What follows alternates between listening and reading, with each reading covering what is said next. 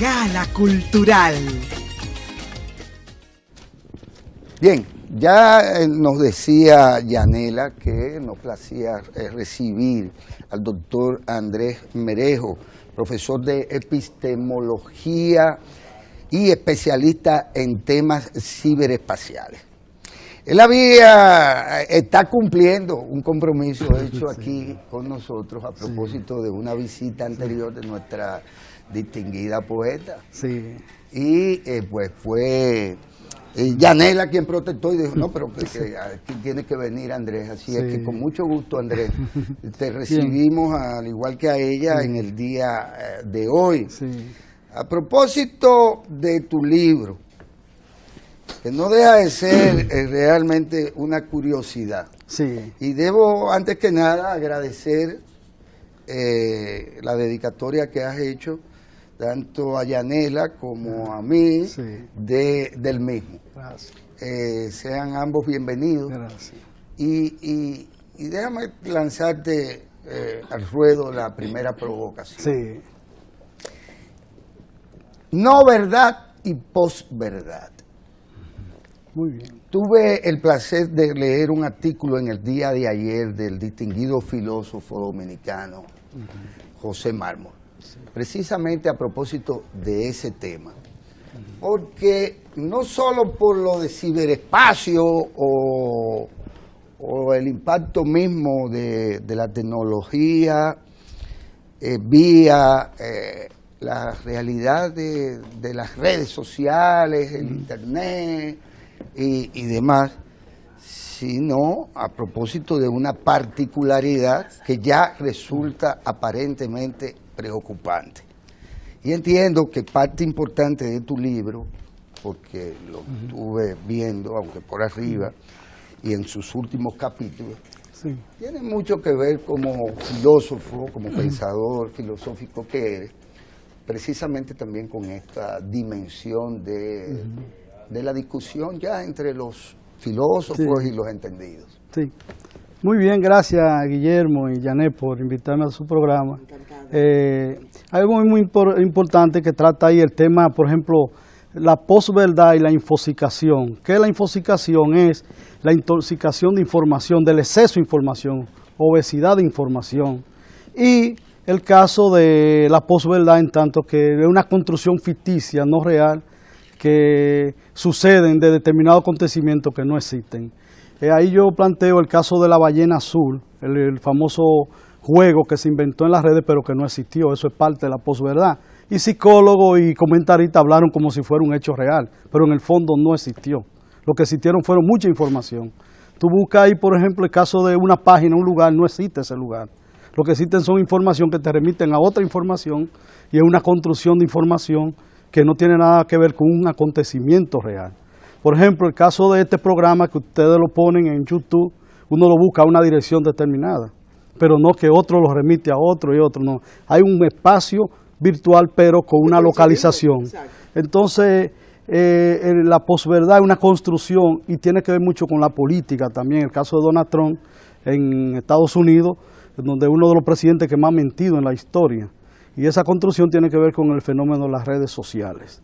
El fenómeno de las redes sociales yo lo trato ahí muy bien y hago una crítica a Humberto Eco, a Bauman y al mismo a Bunge, que es filósofo, que tratan el problema de las redes sociales como un sentido único. ¿Qué es un sentido único? Que tiene que ver con el problema como que las redes sociales son para idiotas o que las redes sociales son simplemente para gente ilestrada o para personas que no tienen ocupación. No, eso es una franja, igual que en todo en la vida, pero hay otra franja y el caso de esto lo subimos a las redes sociales y hay un grupo que lo ven. Entonces la gente confunde muchos conceptos. Aquí podemos venir como especialista que tú has dicho a aclarar todos los conceptos que tú precisas. Yo estuve viendo, hablando de eso. Vamos a ligar esa reflexión con una película que yo vi y me dejó reflexionando muchísimo. Se llama Lucy, la película. Y es un mundo virtual. A ella se le da un medicamento que le exacerba los 5 sentidos. Y ella tiene una gran capacidad para comunicarse y para prever eventos inmediatos y futuros, ¿no? Entonces, ella entra en comunicación a través de computadoras. Inauguramos una nueva forma de comunicarnos en esta era digital. ¿Y qué tanto impacta en las relaciones humanas este dispositivo que ha revolucionado la comunicación humana, ¿no? Hoy en día, uno asiste a fenómenos tales como que usted está en un restaurante y al lado hay 5 personas, cada una con un celular, hablando con una persona que no está ahí. Es decir, ya se ha convertido en un fenómeno social que ríos de tinta ya corren, ¿no? De diferentes filósofos. Bien. ¿Cómo afrontar ese mundo que Guillermo definía un poco, ¿no? Saturado de información? Muy bien. Fíjate, se confunde el ciberespacio, que es el espacio virtual, el espacio construido a través de las redes de Internet. La gente confunde Internet con el ciberespacio. El Internet son las redes, donde están los servidores localizados en determinado país. El ciberespacio es el espacio virtual de lo que tú estabas planteando.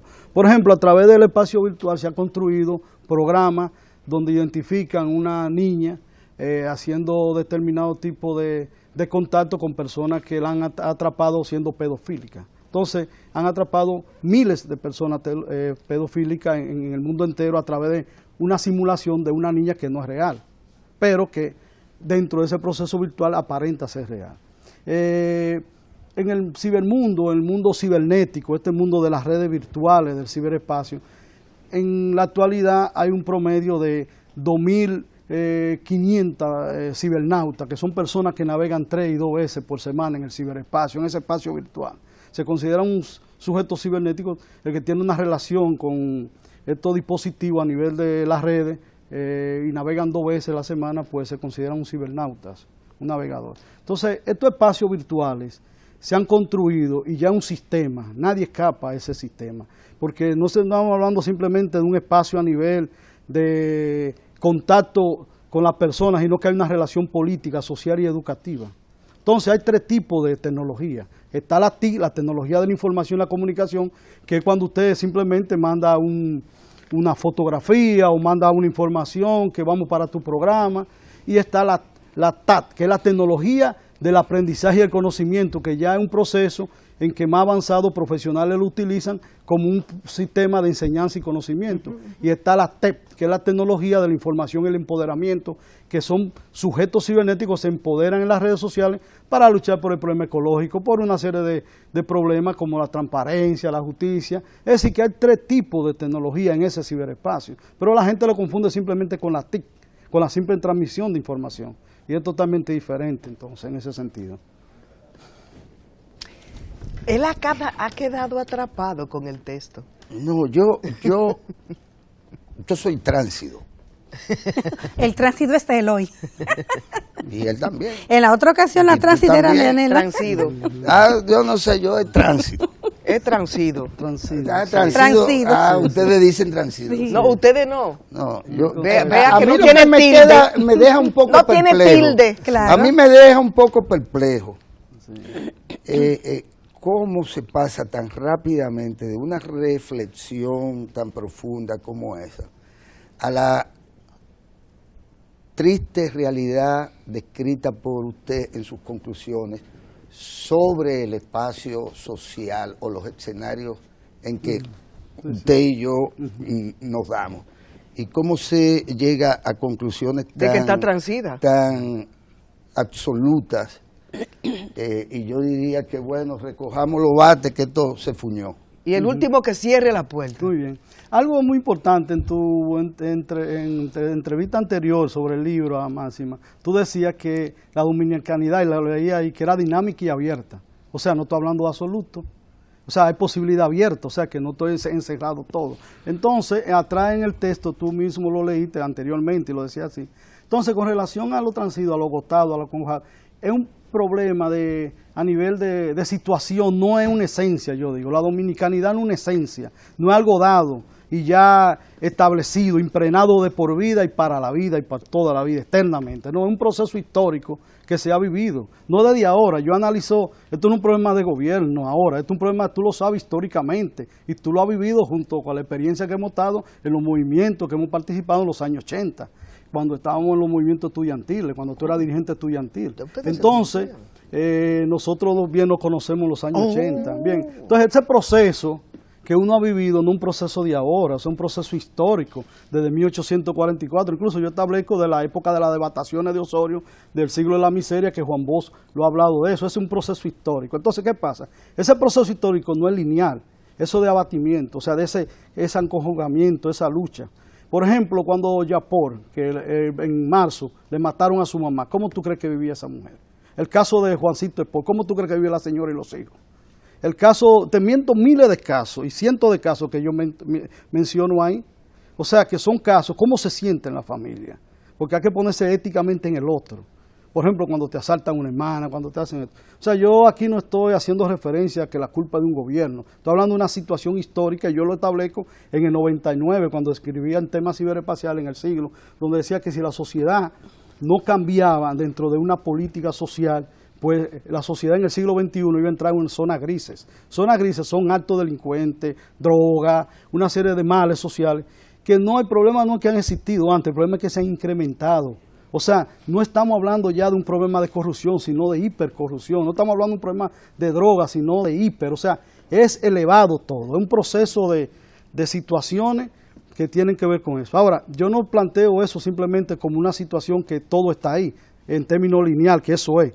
A esa miseria social, que eso lo vamos a ver incluso cuando la temporada ciclónica de todos esos abatidos que están en términos de la cañada, cuando vienen esa temporada de ciclones, vaguadas, que ustedes lo ven todos los días, ustedes mismos son eco en la noticia, se darán cuenta que eso están dentro de una situación de vulnerabilidad.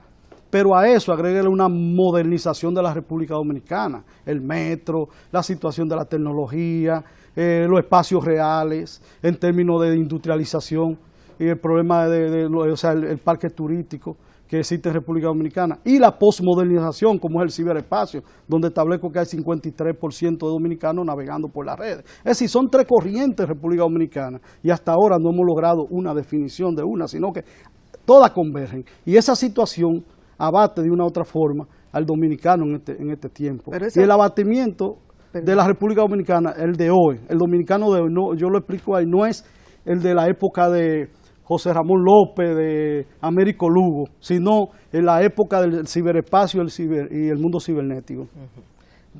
¿Por qué ese espacio cibernético y esa era tecnológica conducen a una dominicanidad transida, abandonada, vapuleada? Si no, las sociedades se transforman, ¿no? Son dialécticas, los seres humanos se transforman. La tecnología ha revolucionado el mundo, ¿no? Las sociedades cambian. Y ese cambio no significa involución necesariamente. Lo transido no tiene que ver con la involución. Pero incluso, sí tiene una conexión con la historia. Pero la historia no es... ¿Y aquí ha habido una historia de construcción de dominicanidad? Sí, pero la construcción es diferente a la de ahora. O sea, la construcción, usted decía algo importante y le repetí anteriormente, la dominicanidad es una esencia, no es algo fijo, es algo que cambia con el tiempo. Va cambiando. Por ejemplo, la dominicanidad del Américo Lugo y la que establecía José Ramón López sobre la alimentación de la raza es totalmente diferente a la dominicanidad de hoy. Hoy navegamos por ese ciberespacio. Ahora, ¿por qué ese acongojamiento en esta actualidad? Por una relación dialéctica entre lo virtual y lo real. Por ejemplo, cuando usted observa un video en donde matan a una persona en un supermercado, o robándole un celular, ese impacto psicológico se reproduce otra vez en lo virtual y manda memes, una serie de mensajería que cambian la configuración del cerebro de esa persona. Es totalmente diferente. Antes no existía ese tipo de acontecimiento porque lo virtual no estaba, las redes sociales no existían. Hay un escritor que dijo, el tema de que hoy en día naveguemos por el internet, por el ciberespacio es... tener esa carretera invadida de imbéciles. Y perdónenme la expresión, pero no es mía, estoy citando al escritor. Como también la información pudiera ser manipulada, y cómo también la información en manos de personas que no tienen, digamos, las herramientas ni la ética para acercarse a un hecho, pone en evidencia también que muchas veces las redes son muy mal utilizadas y que a veces hay que volver sobre ellas y después vienen las excusas y después viene, es decir, hoy todo el mundo es un reportero. Yo puedo ahora mismo grabarlo a usted y mando esa entrevista, la edito y lo pongo a decir a usted lo que a mí me convenga, ¿no?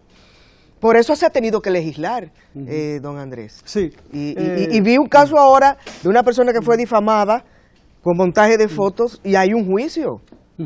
Hay diferentes tipos de... El acercamiento a... Sí. ¿Podemos ser todos periodistas y reporteros? Sí. Hay una interpretación que usted decía ahorita, que el caso de Humberto Eco, que yo lo establecí en la primera exposición mía, sobre que él plantea que las redes son de imbéciles. Yo le decía a usted anteriormente que es un sentido que usted le da, o sea, un sentido abierto. O sea, un sentido que usted le da de acuerdo a una estrategia, o sea... Por ejemplo, se coloca en una visión ilustrada frente a una participación social. Hoy más que nunca, la gente dice algo y la tiene que decir. Ahora, ese decide legislar, eso está bien en correspondencia, pero hay otro tipo de participación. O sea, la construcción de la participación en las redes sociales es muy importante, positiva, a nivel de educación, a nivel de empoderamiento, claro. A nivel de aprendizaje. Ahora, la simple transmisión de información a nivel de chabacanería, de simplemente de celebrar algo, son otras cosas que usted, el sujeto, es responsable de esos actos. Entonces, por ejemplo, a través de las mismas redes se ha podido notificar sobre casos de señora dándole de beber a niños de 1 año, alcohol, y eso ha ido a los tribunales. O sea, se ha podido hacer una serie de elementos de denuncia. O sea, las redes sociales vinieron para quedarse. Lo importante es que los políticos y los comunicadores sepan realmente que la verdad ya no la tienen ellos también, los otros también existen. Bueno, tremenda oportunidad para que vengan otras oportunidades donde las ideas, ¿verdad? Como 100 flores que se abran y compitan. 100 estrellas. 100 escuelas ideológicas. Esa es la revolución cultural. Siempre estará abierta el compañero a la idea. Lo más, bueno, hay cada etapa tiene sus propias palabras, sus propias categorías, qué sé yo. La dominicanidad devenida, el devenir como concepto filosófico también, dialéctico, que no me conduce en ningún caso, Andrés, a considerar que hay una élite política insaciable a la que no le importa la inversión social, la salud y la educación superior, la cual tiene que ver con la innovación, la educación virtual, el mundo tecnocientífico y el desarrollo de la República Digital. Porque en el caso, por ejemplo, de mi líder político, que sería el presidente Danilo Medina, ha dado muestra de que le interese la inversión social, y ahí está, visible. Que le interese, ahora mismo hay un plan piloto para 100 y tantos centros escolares, a los estudiantes todos se les va a dotar de laptop, a los profesores 3.000 en el primer grupo, pero todos van a ser ocupados, inversión social, en tecnología, en ahora innovación en las aulas. Las estancias. Surge la televisión educativa, a propósito que ya anunciada. No es verdad que ese espacio que existe y que usted muy bien estudia y describe sea el reflejo absoluto del devenir de la dominicanidad y de la sociedad dominicana como un ente vivo, abierto en términos económicos, en términos culturales. Nunca se había invertido tanto en la realidad real de las condiciones de vida de los dominicanos como hasta ahora. Sin embargo, la conclusión es la que se nos pretenden desde las revistas comerciales decirnos, y usted sabe de eso muy bien, una foto con un montaje de un helicóptero, de unas ametralladoras y de un tanque de guerra en primera plana, diciendo que eso estaba aconteciendo en San Francisco de Macorís. Pero a eso era a lo que yo me refería. Sí, ¿usted me entiende? Es precisamente esta última parte. Déjeme decirle algo. En términos social, por ejemplo, el discurso crítico y abierto que se plantea ahí, por ejemplo, la niñez que yo escribí en el Acento la otra semana se llama Niñez Transida, basada en un informe de investigación en términos de cómo está viviendo una porción de niños aquí, a nivel de, ustedes vieron el informe y todo eso, y cómo particularmente el problema de la nutrición. Yo no estoy diciendo que... Usted vio las estancias infantiles, ¿verdad? Yo no estoy diciendo que es del gobierno, o sea, yo no estoy diciendo que eso es un problema del gobierno, porque ese problema estadístico es un problema que ha venido dándose, o sea, la estadística. O sea, aquí, si tú te lees el libro a nivel de apertura de una serie de análisis que yo hago a nivel de lo que es la modernización implica desarrollo. Modernización implica industrialización. Ahora, yo no caigo en un sentido ideológico, en términos ideológicos, en el sentido de darle un sentido único, porque a lo que tú planteas está la vulnerabilidad y todo el proceso de entramado social que existe en términos de eso. La República Digital que se ha construido, o sea, un hecho que está ahí. Ahora, ya a nivel de darse una etapa, a nivel de la participación de las TAI, de las T, de la tecnología del aprendizaje, son otro mecanismo, o sea, son tipos de profundidades. La complejidad de la sociedad se mueve en muchas aristas. O sea, y aquí se ha dado cuenta, y el mismo Estado ha develado situaciones, por ejemplo, que se han dado en justicia, de la hipercorrupción y la descomposición social, que lo ha denunciado públicamente, incluso han sometido a la justicia. Claro. O sea, estamos hablando de una situación de vulnerabilidad. Entonces, dentro de esa élite, realmente han existido una tradición que en vez de insertarla en la producción y el desarrollo, también se han hecho de esa riqueza, la han acumulado para servicios personales, y los hechos están ahí.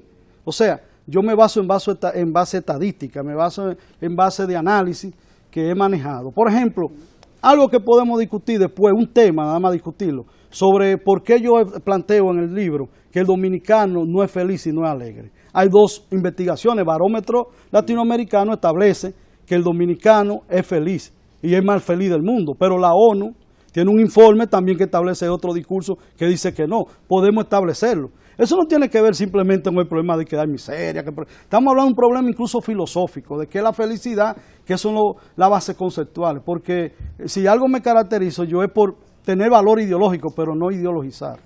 O sea, la ideología en lo análisis mío no se da, sino que es complejo. Y bueno, ¿tú eres feliz o alegre? ¿Tú eres feliz o alegre? Bueno, la construcción de la felicidad en tanto proyecto de vida, en tanto uno la va realizando dentro de el proceso que uno ha hecho durante 30 años, en términos de construcción hasta ahora, eso que se considera realización de ese proyecto, yo me considero en parte que voy dentro de esa felicidad, pero con un límite en tanto que el otro o los otros realmente viven de una u otra forma más alegre que otra. Yanela es alegre y después feliz. Yo sí, pero, y mira, usted me recordó una frase. Usted me recordó un ritmo que yo he bailado mucho. Vive tu vida contento, vive tu vida feliz. Si no te apuras, te mueres, y si te apuras también.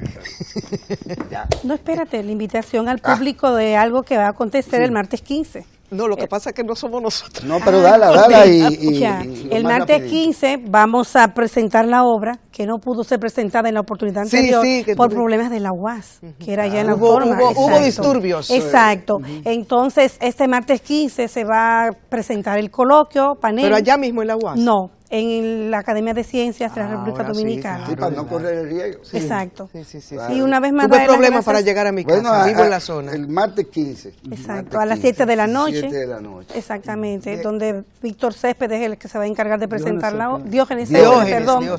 Y allí va a estar, como dijimos en la ocasión anterior, el doctor Rafael Morla, Fausto Rosario y Andrés L. Mateo, bajo la dirección también del director de la Facultad de Filosofía de la Universidad Autónoma de Santo Domingo, el doctor Leonardo Díaz. Que ha estado y una vez más, reiterarle a ustedes las gracias por cedernos este espacio para poder promover y conversar sobre esta oportunidad, sobre el tema. Ya lo ha dicho el distinguido amigo Andrés Merejo, somos conocidos De toda de la larga data. Eso nos larga dijo, data. eso nos Gracias.